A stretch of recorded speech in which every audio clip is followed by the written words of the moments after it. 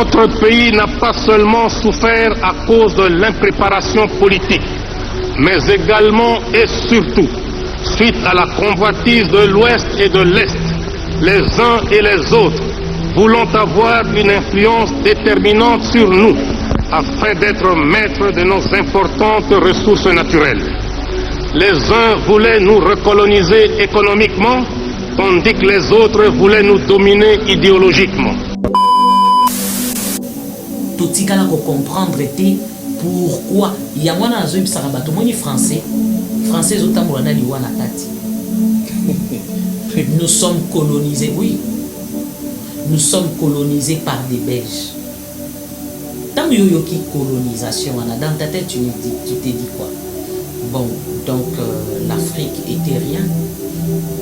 Pour moi, ils acquis le côté. Il fallait qu'ils battent mon baya, bazoya kusunga biso pour élever biso balakisa biso nzela parce que on était de noirs. Mais aujourd'hui, en dehors de moi, il y a plusieurs personnes qui connaissent aussi ces vérités. Mais ils ne sont pas prêts de les dire tout haut. Ils ne sont pas prêts. Sous nos yeux curieux, un document authentique, rare, sur du papier de chiffon. L'écriture à la plume est calligraphiée avec soin, une habitude pour donner toute la solennité à ce document de 5 pages.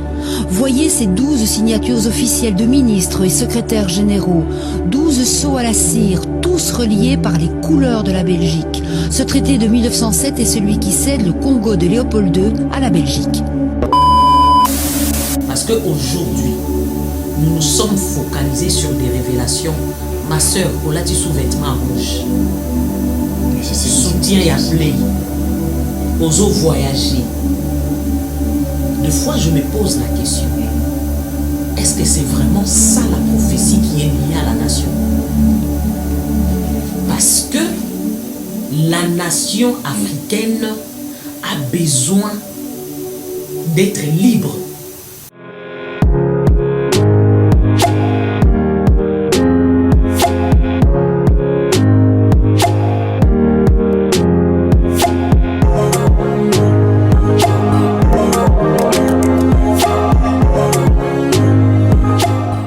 Mbote na balandi na biso nyonso ya chaîne Imédic TV sikatu bozwami une fois de plus que lisusu na kati ya écran na koloba ete ya solo tondisami na kati na esengo mingi ya koyeba ete bozalaka toujours branché ya continuer kolanda chaîne Imédic TV de partager ya liker eza vraiment kitoko mingi tosepeli makasi une fois de plus toye lisusu na kati ya plateau ya chaîne Imédic TV na kati émission auto mesana ko beta lisolo aime ton pays et pas wapi to memelaka basango o etali makambu ebele ezo contribuer na kati ya mboka na kati ya vie spirituelle ya batu vraiment toza na sai mingi na motema wana leo na plateau toza na maman elle est toujours été présente na kati ya l'invitation pas wapi to yaka nango pour que tozwa boyebi panaye afongola biso lisusu elle est là présente avec nous.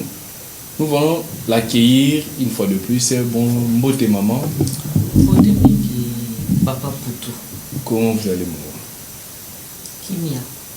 Vraiment, nous sommes très ravis de vous voir encore en bonne santé, en bon état.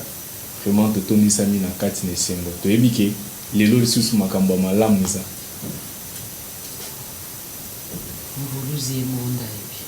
Ok, merci vraiment na balande na biso tout.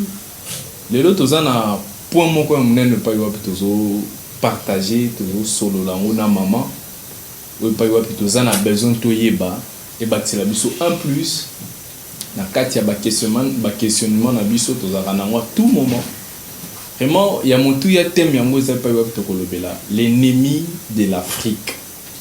Est-ce que maman to beta li solo ya point o pa yo pi ennemi de l'Afrique toza na besoin to yeba vraiment qui est l'ennemi de l'Afrique? Premièrement, l'ennemi de l'Afrique, c'est l'ignorance.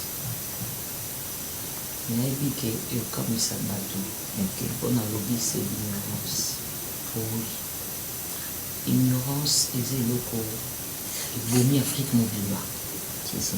Le bomi Congo. Donc, d'abord, il faut que les abons. pour nani nazoloba ignorance pour ebele ya makambo oyo biso toye tokuti. Cela veut dire il y a de décennies déjà qui n'a jamais été vrai. Et bato ebele babungi likolo ya ignorance sur tout le plan social, spirituel, politique, donc sur tout le plan ignorance des ennemis na biso ya liboso. Merci maman, olobi bien ennemi na biso ya liboso, l'ignorance. Est-ce que tout le monde est ignorant dans le monde? Bien, il y a certaines catégories de personnes basées na boyebi ne sont pas ignorants. Bon, oui, hein. Il y a certaines personnes qui ne sont pas ignorants. Hein. Il y a du solo et l'Afrique, tant dans l'ignorance, les amis, parce que l'Afrique a son histoire. Ok. Tu vois un peu. L'Afrique a ses bases, a ses fondements. Et c'est ce que l'Afrique est en train d'ignorer. Mais au-delà de tout ça, il y a de personnes qui ont ignoré le côté. Oyo bayeba pour toujours le ancêtre na biso. Bayebi penza histoire ya Afrique malamu. Tant na lobi ba décennie pour dire que moment oyo biso toye ata moment ba papa na biso baye bayebi penza lisolo ya Afrique te. Tu vois? Fondement soubassement ya Afrique ils ont enfoui. Voilà pourquoi aujourd'hui nous sommes tous sala. Ils ont copié. Tous ça le la baza co-imiter. Or en imitant, on suppose que bino moko bozana o ya bino fondamenté. Tu vois un peu. Yangwana na lobi ennemi na biso ya liboso eza ignorance sur tous les plans. Na bandeli na kosimbela wana po Congo mobimba Afrique mobimba to yeba d'abord que problème na biso etumba na biso ennemi na biso eza kozanga koyeba pourtant tozozwa sko boyebi tozoya nango omoni Congolais africain azotelemela pourquoi? Parce que azangaki boyebi. Et sur le deuxième point nakoloba eti ennemi na biso baza ba occidentaux. Tu vois? Sur le deuxième point nakoloba eza ba occidentaux. Baza ba ennemi ya Afrique. C'est ça. Merci maman na point le BT de biso et de koloba ennemi na biso et bosso c'est l'ignorance. Maintenant maman qu'est-ce qu'on peut faire maintenant pour s'acquitter de la ignorance? C'est important qu'on doit tout ça la recours dans la histoire na biso na fondement na biso ou bien comment? Oui, c'est vraiment important tout ko ça la recours na ba origine na biso pour na koloba mosisa na biso qui est vraiment l'Afrique, qui est le Congo, tout que les koyeba na mozindo toza banani fonctionnement na biso mutakala ezalaka ndenge nini avant to embrasser to yamba nyonso euti libanda tozalaka ko vivre ndenge nini tozalaka ko sambela ndenge nini tozalaka ko fonctionner ndenge nini. C'est ce qui est d'abord important. Spiritualité na biso ezalaka nini. Donc il y a moyen.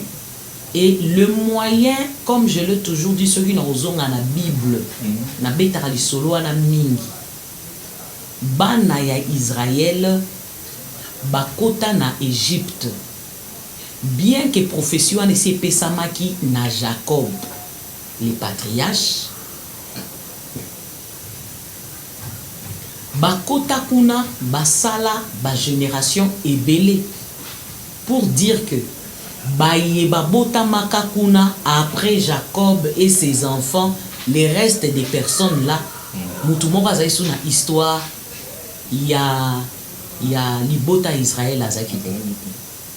Histoire na bango, spiritualité na bango, nyonso ya bango, mode de vie, tout ezaki enfoui. Mais il fallait qu'il va recourir, il fallait que Nzambe akende komema une révélation. Des places na ebisaka batu. Place où on a des révélations ezaka important. Alors on ne peut pas ignorer l'histoire de la révélation. Ce n'est pas ce que les gens s'imaginent que ezalaka lié aux anges, ceux qui non. L'histoire au fait de la révélation, elle est liée tant batu bazan na kati ya ignorance. Tribu mo ba na ignorance, ba yebi histoire na bango te, ba yebi ba origine te, li solo na bango ndenge ezate. Dieu va susciter quelqu'un. Tu vois, oui. Dieu va parler à la personne, les révéler na ba origine na bango, na ba source na bango, pour ekoka ko permettre que lumière ekota na kati ya libota wana. On verra que Dieu est allé parler avec Moïse. Oui. Moïse qui ne connaissait pas aussi ses origines. D'ailleurs, lui, c'est de sa naissance. Tu vois. Parce que tant Moïse a botami, ezalaki na guerre moko salamaki, où on ne voulait plus voir bana mibali ko botama. Où babomaki bana mibali nyons. Mais maman Moïse a joué qui pensait il y a aucun kocha Moïse na kati ya mai. Parce que signification il y a comme Moïse, les eaux signifiait simplement c'est lui qui est sorti des eaux. Tu vois,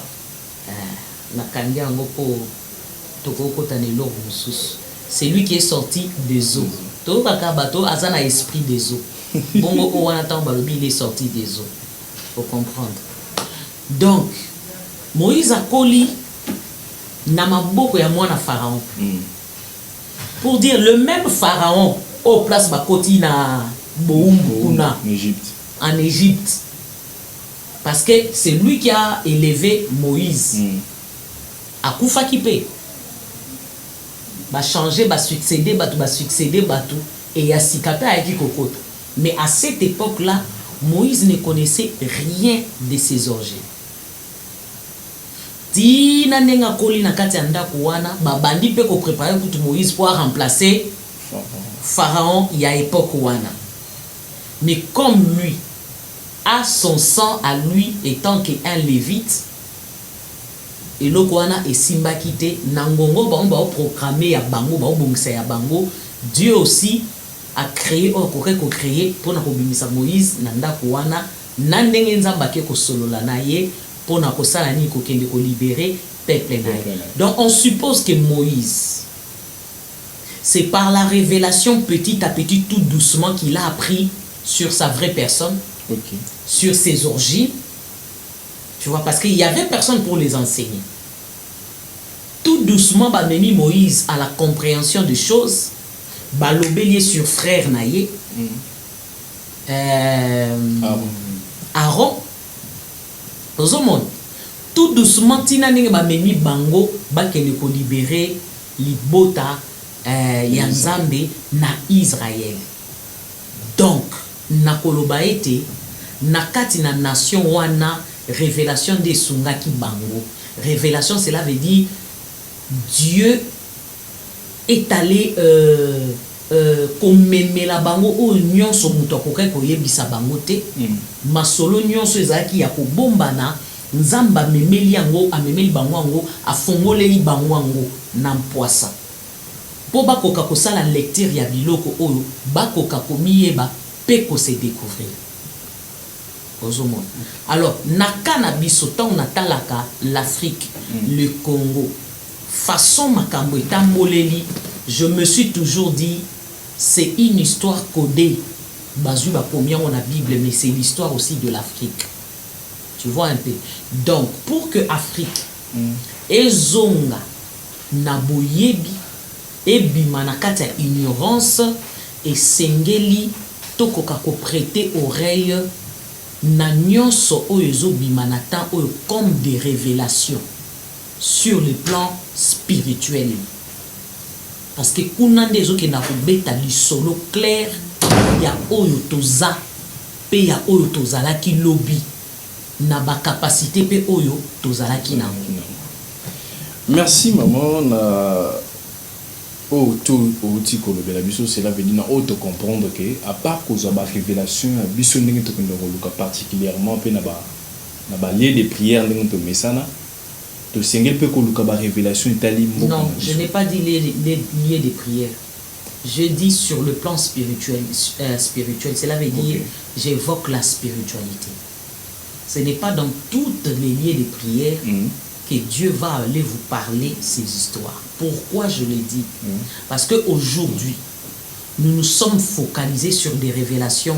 Ma soeur, on l'a dit sous vêtements rouges. Soutien et blé. Oso voyager. Des fois, je me pose la question. Est-ce que c'est vraiment ça la prophétie qui est liée à la nation? Parce que la nation africaine a besoin d'être libre, a besoin d'être soutenue, a besoin de vérités cachées. Donc nous avons besoin de personnes oyo wapi pai nzambe azo fongola bango mayele ana capacité okutana na ba ancêtre na biso oyo bakenda il y a 4 générations, peut-être il y a 5 ou 6 qui peuvent nous dire des vérités. Tu vois, les personnes comme Mobutu, c'est un ancêtre. L'autre fois, Nayoki, banana ba outil classe, bazoya, maman, on nous a parlé du président Mobutu. Il était un dictateur, patati patata. Je les ai dit non. Et n'a qu'une même petite école. Comment vous pouvez enseigner aux enfants des choses comme ça? Au bon un peu niveau, même nos écoles, même nos enseignants, ils préfèrent parler du bien pour des étrangers, mais non baloba du bien pour Nabiso Moko, Bakolomboka. J'ai dit à mes enfants, ce n'est pas un dictateur, c'est un président excellent. Je les ai dit, c'est mon président, c'est à mon époque qu'il était président. Tu vois un peu? C'est un président qui avait les charismes, qui avait les atouts. Et ce genre de personnes, bazo ko incarner la vérité est belé. Tozan a besoin de la vérité wana. Et par là, je dirais même, c'est très important. Motoloko la Mobutu, balongola nzoto na ye na mikili ya poto, baya ko placer awa na mabele na biso. Pour tozan a besoin, il y a énergie na ye, tozan a besoin ya ba vérité oyo yepe ayebi. Notre pays n'a pas seulement souffert à cause de l'impréparation politique, mais également et surtout suite à la convoitise de l'Ouest et de l'Est, les uns et les autres voulant avoir une influence déterminante sur nous afin d'être maîtres de nos importantes ressources naturelles. Les uns voulaient nous recoloniser économiquement, tandis que les autres voulaient nous dominer idéologiquement. Le Zaïre, qui est passé d'un chaos indescriptible à un pays organisé et gouverné, a fini par reconnaître, à partir de sa malheureuse expérience, ses véritables amis. Interprétation des problèmes qui se posent à nous tous. Nous commencerons d'abord par notre propre continent, l'Afrique. Car l'Afrique reste aujourd'hui le seul continent où se pratique encore la colonisation, la ségrégation raciale, l'apartheid et le mépris de l'homme à cause de la pigmentation de la peau. L'Afrique est un continent qui a subi les plus grandes humiliations de l'histoire. Depuis plusieurs siècles, la situation de l'homme noir en Afrique n'a fait que s'empirer. sous prétexte qu'ils étaient venus en Afrique pour nous civiliser. Les premiers blancs, pionniers de cette civilisation, commencèrent par vider nos pays respectifs de leur substance fondamentale, notamment dans la pratique honteuse du commerce des esclaves. Et déjà à cette époque, les chefs de file étaient des Portugais. Nos ancêtres n'étaient pas considérés comme des hommes, ni même comme des êtres qui ont l'intelligence et les sentiments, mais comme des amas de muscles à qui on demandait des efforts mécaniques, comme on en demande au cheval, au buffle, à l'âne ou au bœuf. L'esclavagisme continuera jusqu'à prendre au XIXe siècle des allures d'une véritable catastrophe continentale. Et pour se justifier, ces colonialistes et ces esclavagistes nous opposèrent à nos frères arabes, affirmant leur rôle dans l'esclavagisme. Ils font semblant d'oublier que ces derniers n'étaient que des courtiers et des commissionnaires, car la traite des Noirs était faite au seul profit des Blancs. Les pays colonialistes d'Europe ont d'ailleurs vite compris l'adage qui dit, je cite, « On n'est jamais mieux servi que par soi-même ». Fin de citation. C'est ainsi qu'en 1885, les grands négriers de l'époque se rencontrèrent à Berlin et dépaissèrent comme des vautours le continent africain. Deuxième personne à Roloba, Papa Tshisekedi. Le père. Le père. Bayebi ba vérité et belé. Baza ba ancêtre. Tu vois? Donc, baye o nyonso tomoni bazala ba ancien. Babombi histoire ya mboka na kati na bango. C'est au fait ça aussi la force de la spiritualité. Pour une nation, force ya spiritualité ezomonisama na nzela ya bato ya lolenge wana. Pour spiritualité nyonso eza lié na nation songolo pakala. Ok. Ozomona yango na bandeli wana pona koyebisa yo que ennemi ya liboso eza ignorance na biso ezo kumba biso kutu que towanga na bancêtre na biso peu importe ba vérité o bazanango siko ba communiquer na biso ndenge nini. Or il y a moyen toutes ces personnes là ba communiquer na biso ba vérité oyo eza caché. Tango mokonzi na biso abuti kozala Eli, le président Félix Tshisekedi que je salue. Tango bavandisi na kiti ya bokonzi, moi je vis nga na moni na nzela pe na molimo bakoko na nga ko connecter nga na lisolo ya mokonzi oyo aza sikoyo aza mwana ya papa Tshisekedi Félix, son père qui me dit à faire passer message et pas nanga yebisa mwana nanga lolenge ya kokumba mboka oyo eza na maboko ya ba prophète te, eza na maboko ya ba pasteur te. Ngande mutu na koyebisa yi lolenge nini ya kokumba. Donc ce qu'il est en train de chercher s'incarne dans ma bouche. À ce moment-là, Dieu m'avait pas encore amené la dimension et à comprendre que nous avons la facilité de connecter, de se connecter plutôt avec les personnes qui ont précédé ancêtres parce que basi bakei. Et c'est là que j'ai compris parce que na soutoura na papa azolo bake yenda zana maloba oyo esengeli mwana ne alanda pona kotambwisa mboka. Cela veut dire quoi?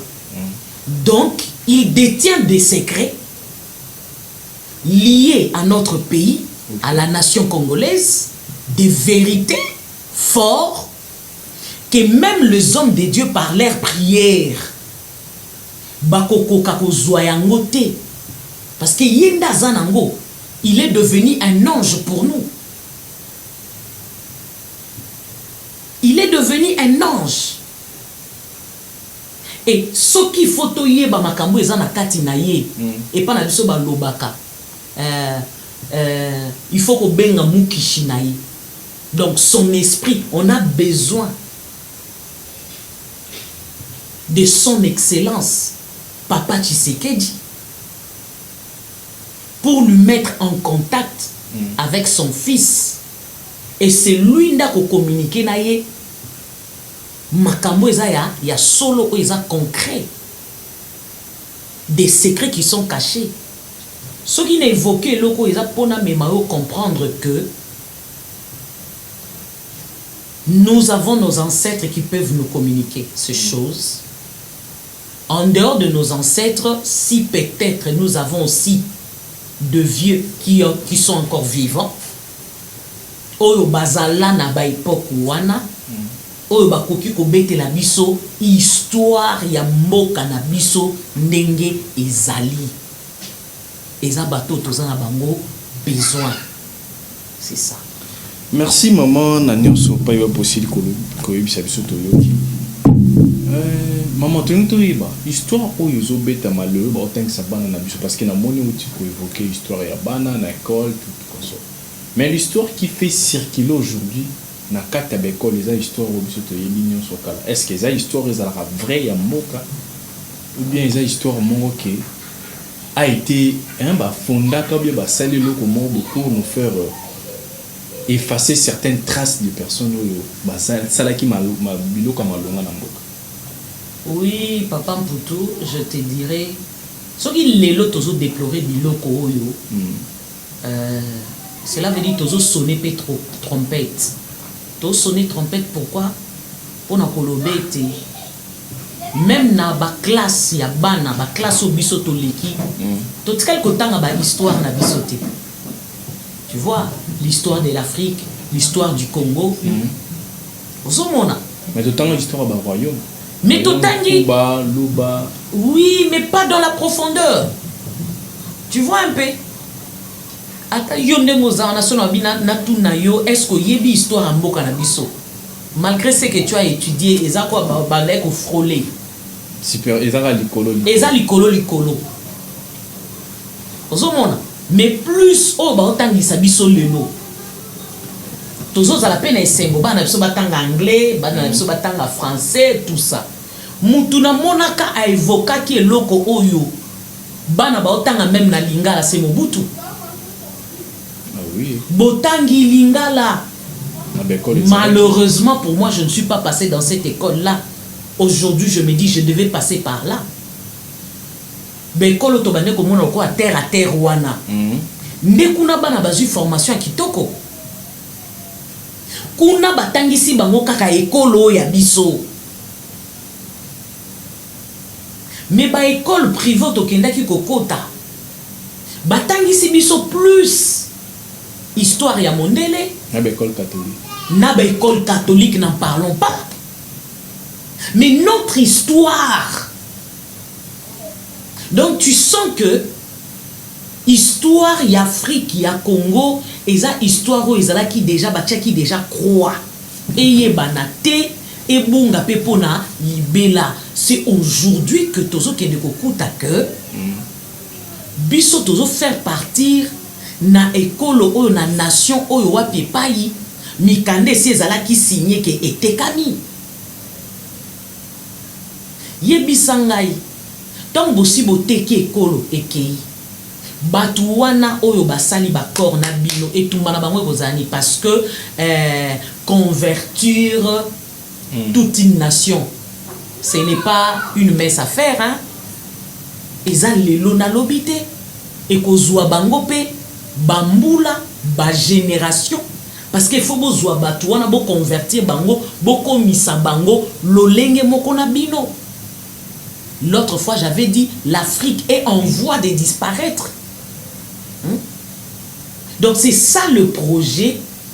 Oyo et si Zalaki. Il y a un moment où bandi na ignorance.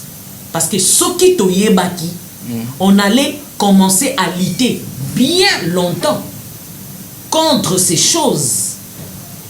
Mais comme il n'y a pas connaissance, totikali bongo croyant que toza sur de bonnes voies ba soubassement na biso eza pur eza yango nde ba origine na biso. Or ce n'était pas le cas. Tu vois un peu. Maintenant place na kota partie on eza grave parce que oyebi pona kokende kobimisa makambo nyonso bozonga na place na bino qu'on veuille ou pas guerre moko koyaka kaka guerre moko koyaka parce que nos enfants bakoko donc ma génération est belée et leki ignorance wana ememi biso ndenge wana totikala ko comprendre te pourquoi yango wana nazoyebisaka bato moni français ezotambola na liwa na kati. Nous sommes colonisés, oui. Nous sommes colonisés par des Belges. Tant que yoyoki colonisation, dans ta tête, tu t'es dit quoi? Bon, donc l'Afrique était rien. Congo ezaki de côté, il fallait qu'il batu moko baya, bazoya ko sunga biso pour ba élever biso ba lakisa biso nzela parce que on était de noirs. Mais aujourd'hui, en dehors de moi, il y a plusieurs personnes qui connaissent aussi ces vérités. Mais ils ne sont pas prêts de les dire tout haut. Ils ne sont pas prêts. Parce que ils ont lutte moko ya awate. C'est ce qui était dans Nakata Mituna Biso. Baoum tuba coloniser Biso sur tous les plans.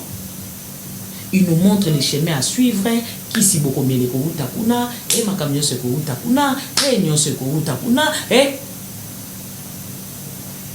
et ce qu'il est l'autre évokaka, combo ya kimbango tout le temps, pourquoi? Azamoko na baye oyo, mosisa oya yebi pe solo malam. Aujourd'hui, il y a plusieurs personnes qui disent que Kimbangu a été enseigné par les Blancs. Il avait reçu aussi Jésus-Christ comme Seigneur. Et il était aussi dans les catéchismes et patati patata. Or, c'est faux. Nakati a vraie histoire.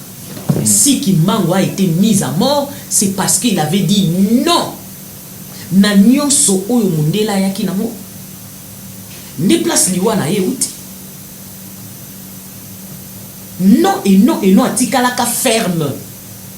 Et à cette époque-là, au monde a muto atikali alobi non. Mundela sali ba formule na ye nyonso akokai ko sala.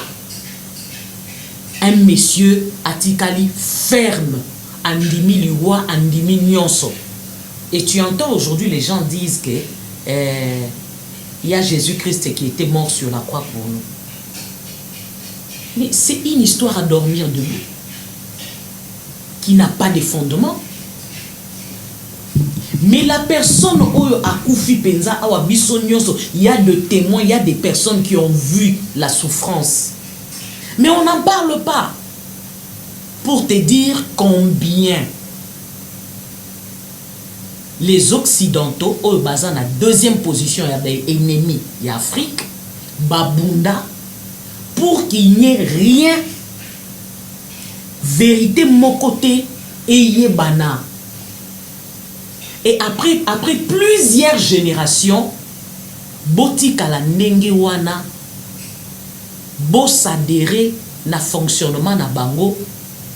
Et après, tobeta kalisou le solo Afrique. Tobeta kalisou le solo Afrique.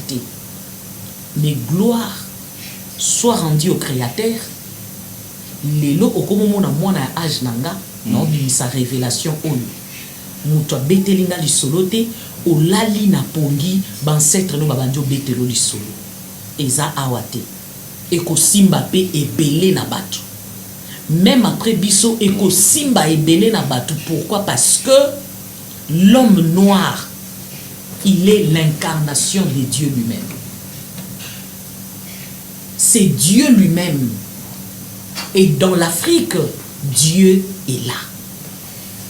Merci maman toyokio na nyonso lobby vraiment tolandio na boke binyonso. On n'a pas voulu beaucoup bakisa quand vous parlez beaucoup parce qu'on n'a pas besoin aussi à Simba parce que vous avez touché beaucoup de points on a écouté Simbeli Makambo Jésus-Christ, on n'a pas besoin d'entrer dans Makambo, dans la Bible et tout comme ça, parce que pour le vous êtes spirituel, on n'a pas besoin de parler trop de la Bible ici.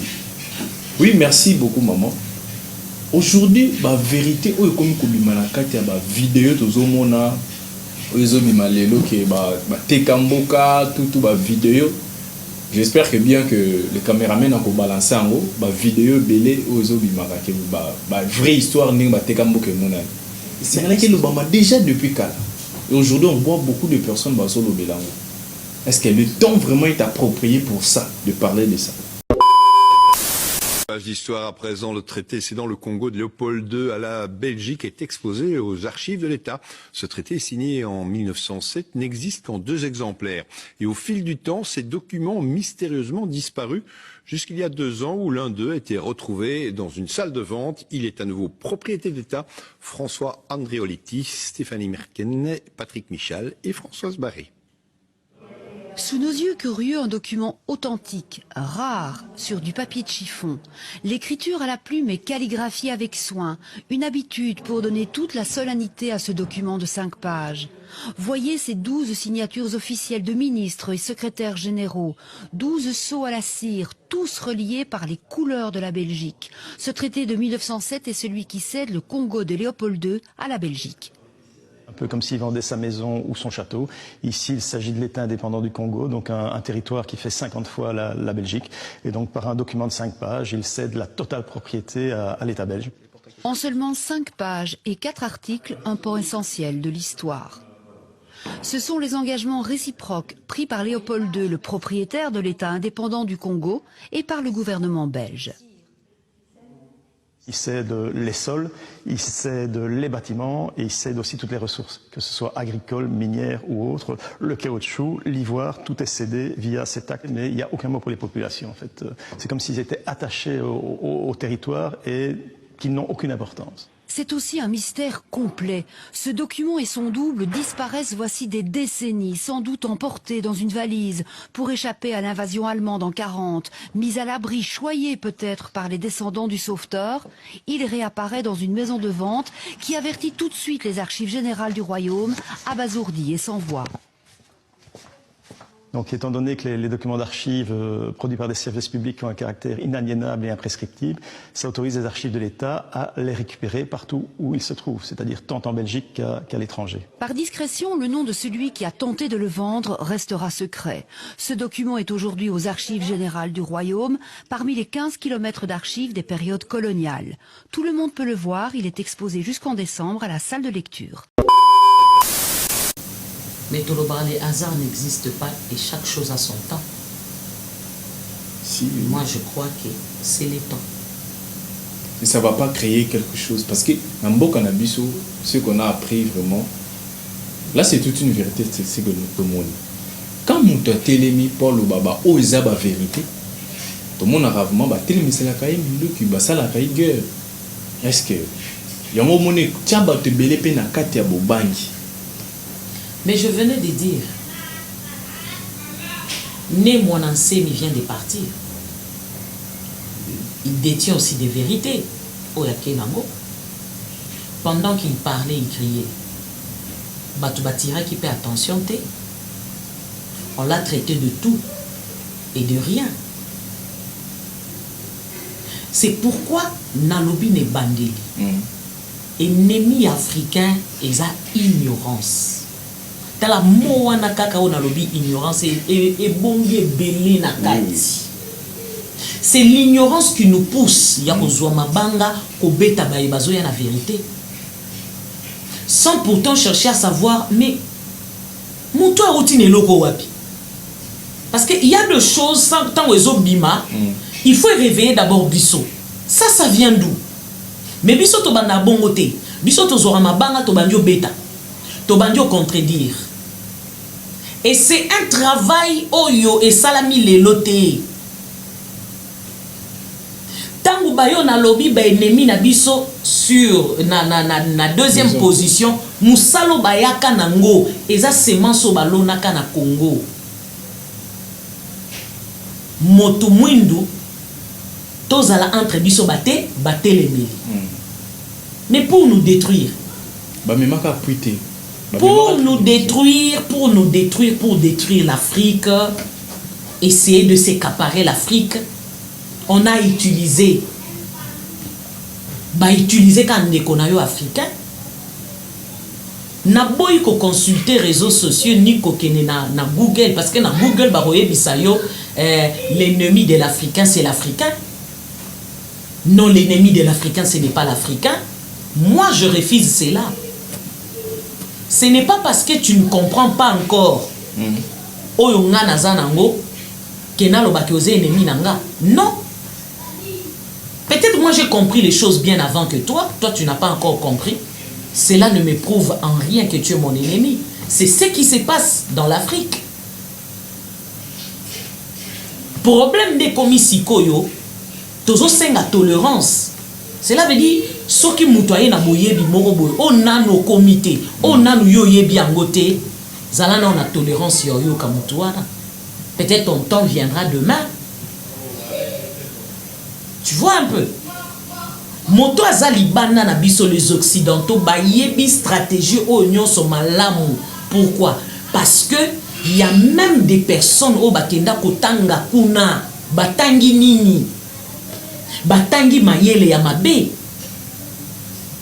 Mais moto pe baketangi se mayele ya mabe kuna bazongisi esusu na mboka. Bazongisi lieni. Pour ça la mayele wana mabe na kati ya mboka. Maman, ko évoquer le kwana lelo to monaka moto atangi awa na o ko tanga libanda atangi libanda atangi plus mieux que o atangi awa pour ce cas zunia au mona eba che liboso là aussi on ne comprend pas c'est que ko tanga bien za libanda. Ça c'est toi qui l'as dit. Tu sais moi j'ai pris le temps ya ko sala lecture ya Mondele mayele oya zanango vis-à-vis na bino bomeka ko étudier kango oromona te Mondele azala contre ndeko ne Mondele si et puis Mondele malgré que azozwa ba oya biso batu mwindo bake batangi kuna basilisi osio yoki mutu mwindo oyo kuna ba engagé na bureau munene oyoka lisolo wana soki batangi malamu pona mi bazo engagé bango te na ba bureau minene na ko yebiso lelo bandeko na biso batu mwindo na libanda mboka tatangi ndenge nini ozala valoriser te. Cela veut dire toi tu n'as pas le droit ya ozala cadre na mboka na bango ba créer écart baeba ouela kobima awa bazo kende libanda mboka oyebi misala basalaka. C'est parce que l'Afrique toyebi koloba bo solo te ba émission o tozo sala to bimisa vérité o il fallait ki tozwa appui ya bandeko na biso libanda ya mboka bato mwindu ce sont des esclaves. Bangonde basalaka musala nyonso yo ya niveau ya sepo na kotombola. Ce que tu vois libanda ya mboka c'est le travail de l'Afrique. Ngana yo kabilo musepe sanga kanda les Africains dansent à la longueur de la journée. Musala na bango basala kezaka ya kobina. Mais non un Africain ça encouragé. Moto mwindo aza courageux. Oui. États-Unis ti etelemi États-Unis wana. C'est l'Afrique. C'est l'Afrique. Libana nyonso mboka batu basali basala ka musala ti omoni mboka evandi boy. Kende na babilanga na bango mundela osala bilanga munene. Bato bazokatela bambuma na bilanga eza banani. C'est ça bino ba Congolais les Africains. Ezokota na ba société na bango.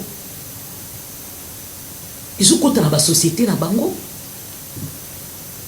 Siko biso awa. Lokola toza na problème ya ignorance. Soki mutu atangi libanda tolobi o atangi libanda atangi malam premier. Mais ça toujours système le moko ezotambola. Po soka uti libanda ayina mayele na ye ba pesi libanda. Tango akota na société ne minyoko bozo mona. Tango akoti kuna memi mayela nani? Ya mundela memi mayela na bino te. Amemi mayela mundele amemi motema mabe ya mundele. a traité bino durement.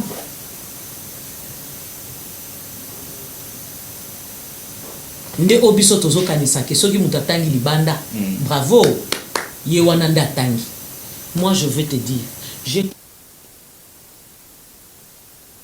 moi bato belé baza élevé. Que ça soit na Bible ou tozo tango o bendele ba yaki nango.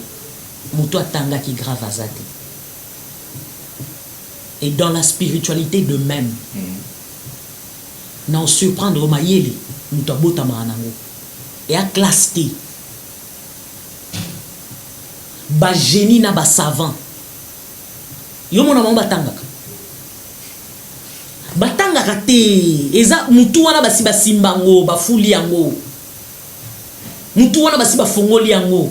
Yo professeur okoya bo bandi, yé déjà ça aleki eloko yozo koma na tableau. Oko expliquer ni. Donc pour te dire que au Congo, nous avons des savants, nous avons des génies.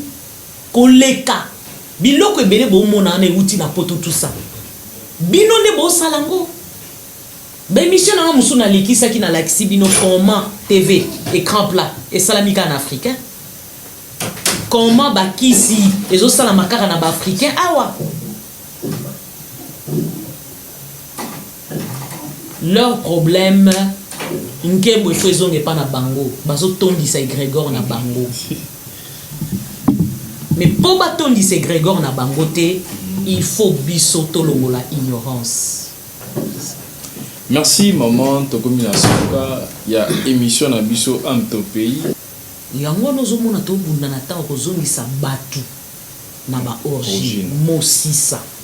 Alors si on maîtrise histoire ya ba origine na biso, tokoye ba pe ko s'en sortir sur le plan spirituel. Merci vraiment. Mot de la fin, maman, pour ce qui est comme Nasuka. Mot de la fin, na aussi na merci mingi na balandi, et merci mingi na yo na ba question zokoya na mo vraiment qui est très saillant. Oyo ezo pesa bien que tozolinga penza kokotaka na mozindo makambo yo te pour mboka na biso tozala vraiment na compréhension moko normale te, mais moi je pense que c'est le temps ya kobanda kobetaka mama solo ya bolenge oyo c'est ça toyeba kobongisa lobby ya bana na biso. Donc merci beaucoup, beau liker, beau aimer, beau tinde la biso pe ba suggestion na bino qui va nous pousser à ya ko creuser koleka toyaka na ba réponse à ekozala bien.